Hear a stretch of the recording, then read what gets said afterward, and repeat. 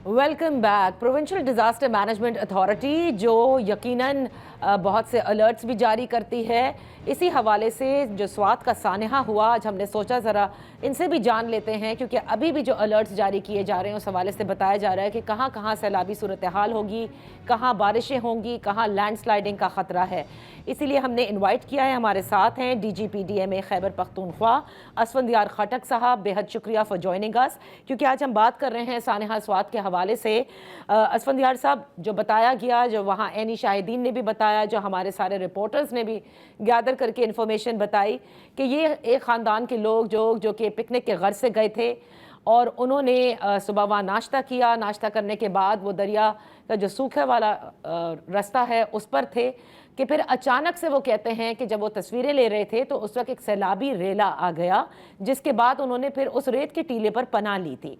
मैं ये जानना चाहती हूँ कि ये अचानक से एक सैलाबी रेला आ जाना, तो क्या इसकी पेशगी इत्तलात दी गई थी?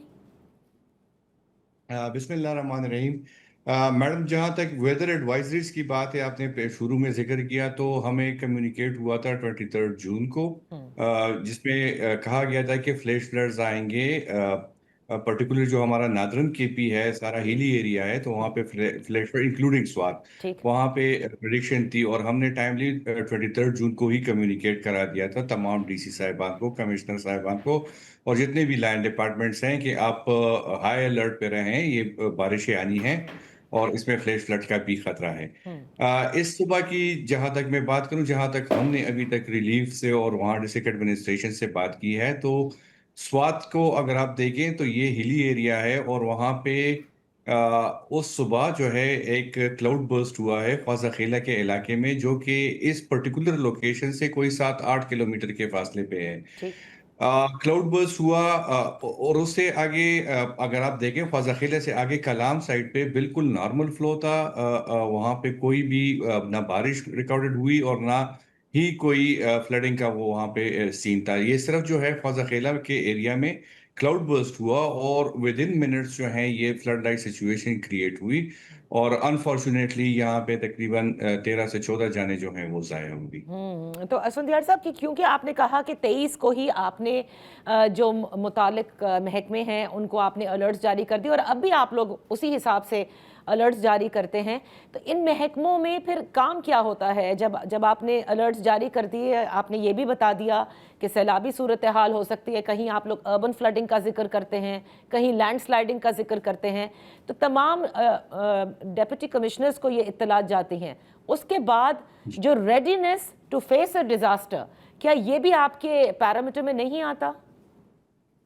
मैडम, हमें ये समझना होगा डिजास्टर मैनेजमेंट को, जो डिजास्टर मैनेजमेंट का प्रिपेयर्डनेस लेवल है और रिस्क असेसमेंट वो पीडीएमए करती है।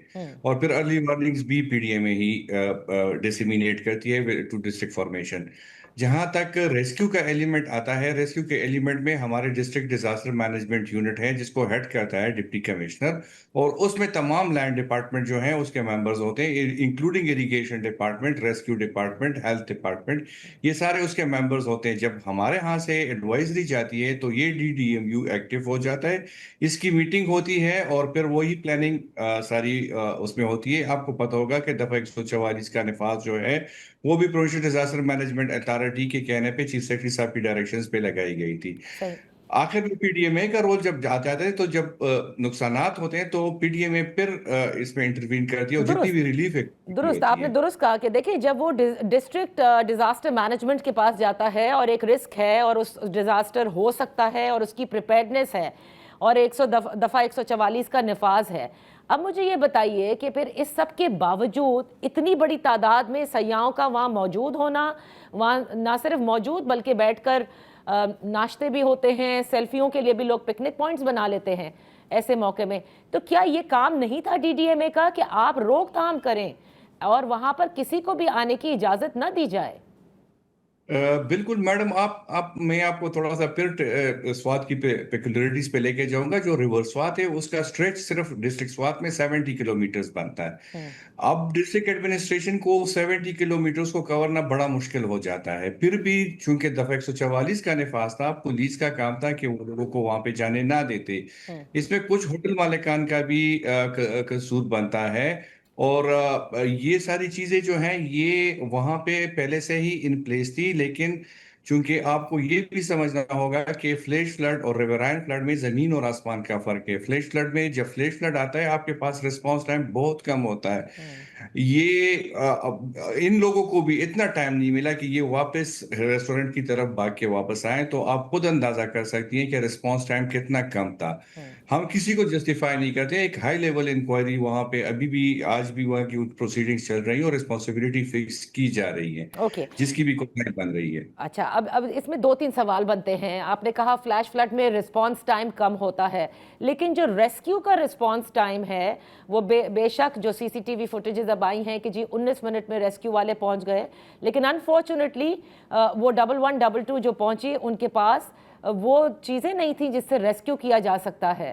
اور پھر اس کے بعد جو فائنلی جو ریسکیو پہنچی تھی، جس میں جس قسم کی بھی وہ رافٹ سے بچانے کی کوشش کرتے ہیں، دنیا میں ہم نے دیکھا ہے کہ ریور کے اندر جس قسم کی بوٹس استعمال ہوتی ہیں، بلکہ دنیا میں چھوڑ دیں ہم نے دوسرے صوبوں میں بھی دیکھا ہے، وہ انفارچونیٹلی خیبر پختونخوا کے پاس نظر نہیں آئیں۔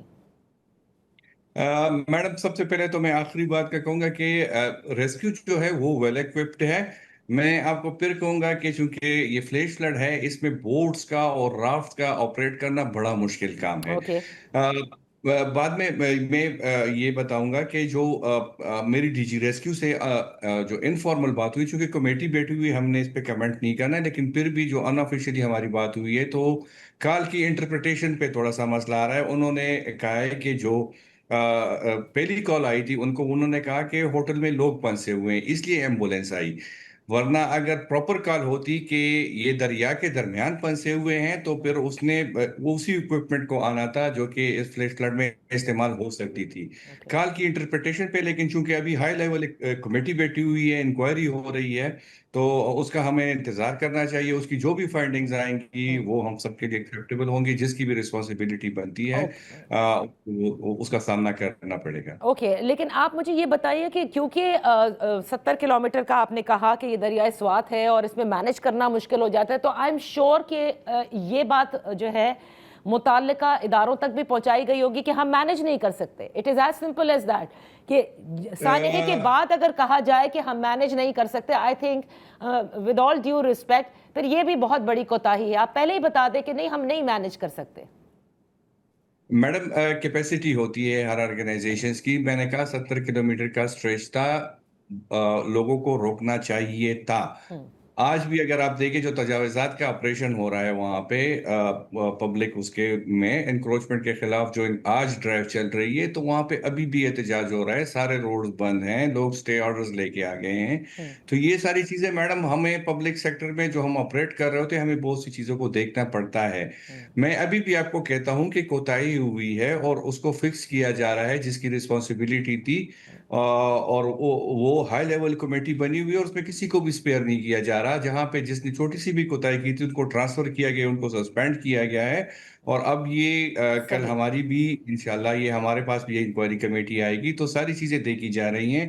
حکومت اس بارے میں سیریس ہے، حکومت خیبر پختونخوا وزیر اعلیٰ صاحب کی طرف سے ڈائریکشنز ہیں، اس پہ کسی کو بھی سپیئر نہیں کیا جائے گا۔ میڈم بہت شکریہ اسفندیار خٹک صاحب فار پارٹیسپیٹنگ آن دا شو۔ دیکھتے ہیں کہ آپ لوگ کیا فائنڈنگز ہوتی ہیں اور اس میں کون سے ایسے اقدامات ہیں جو مزید لینے کی ضرورت ہے تاکہ ان تمام تر حالات کو اور ریسکیو سروسز کو بہتر کیا جا سکے۔ یہاں پر وقت ہوا ہے ایک بریک کا۔